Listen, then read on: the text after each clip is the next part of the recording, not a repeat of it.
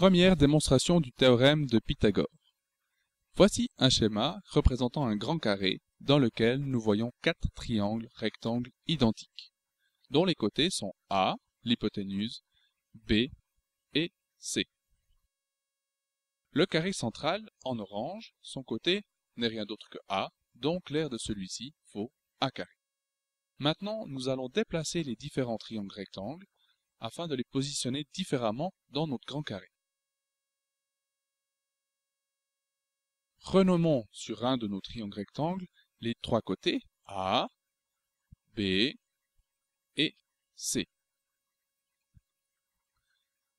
Nous remarquons maintenant en orange deux carrés. Le carré en haut à gauche, son côté ne vaut rien d'autre que C, donc l'aire de celui-ci vaut C carré. Faisons de même avec le petit carré en bas à droite, de côté B, donc l'aire de celui-ci vaut B carré. En comparaison avec le carré vu précédemment, dont l'aire vaut A carré, celui-ci est égal à la somme des deux carrés que nous avons sur ce schéma maintenant, B carré plus C carré.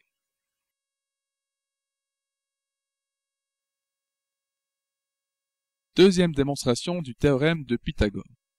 Pour ce faire, nous allons utiliser le même schéma que précédemment avec nos quatre triangles rectangles dont les côtés valent A, B et C. Regardons maintenant le grand carré. Celui-ci a pour côté B plus C. L'aire de ce grand carré vaut B plus C au carré.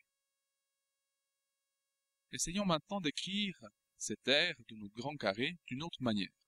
On peut dire que c'est l'aire du carré central plus l'aire de nos quatre triangles en bleu. L'aire du carré central de côté A vaut A carré, plus 4 fois l'aire de nos triangles en bleu, qui vaut base fois hauteur divisé par 2, donc ici dans notre exemple, B fois C divisé par 2. Maintenant, simplifions notre équation. Du côté gauche, nous avons une belle identité remarquable, donc B carré plus 2BC plus C carré. Et de l'autre côté, en simplifiant un peu, nous arrivons à A carré plus 2BC. On remarque que le 2BC est présent des deux côtés de l'équation. Donc, nous pouvons les supprimer.